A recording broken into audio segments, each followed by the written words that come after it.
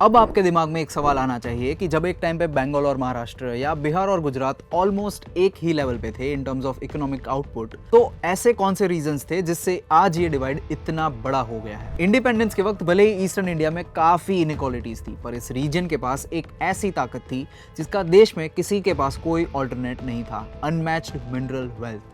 देश का सबसे बड़ा खजाना स्टील, आयरन और ये सब इनके बिल्कुल नीचे था। अगर उस वक्त किसी को फैक्ट्री लगानी होती तो कॉमन सेंस क्या कहती? फैक्ट्री ऑब्वियसली वहां लगाओ जहां रॉ मटेरियल्स सबसे सस्ता और पास मिले, यानी बिहार, झारखंड या बंगाल में।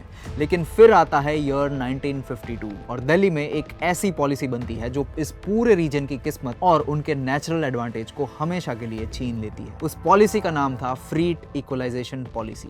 नया नया इंडिपेंडेंट हुआ हमारा कंट्री था। गवर्नमेंट का इंटेंशन था कंट्री में एक बैलेंस्ड ग्रोथ लाना। उन्होंने डिसाइड किया कि देश के किसी भी कॉर्नर में फैक्ट्री लगाओ, कोल, आयरन और स्टील सबको एक ही रेट पे मिलेगा। ट्रांसपोर्टेशन कॉस्ट गवर्नमेंट खुद सब्सिडाइज करेगी। आइडिया नोबल था, पर इसका रिजल्ट बहुत बुरा निकला। क्यों? इसे द बोकारो मेटाफोर से समझते हैं। सोचिए, झारखंड में एक जगह है बोकारो, टेक्निकली कोल का घर। इस पॉलिसी से पहले अगर आप बोकारो से पटना कोल भेजते तो सस्ता पड़ता, बोकारो से मुंबई भेजते तो महंगा पड़ता, क्योंकि ऑब्वियसली डिस्टेंस ज्यादा है। इस हिसाब से नेचुरल प्रॉफिट पटना का था।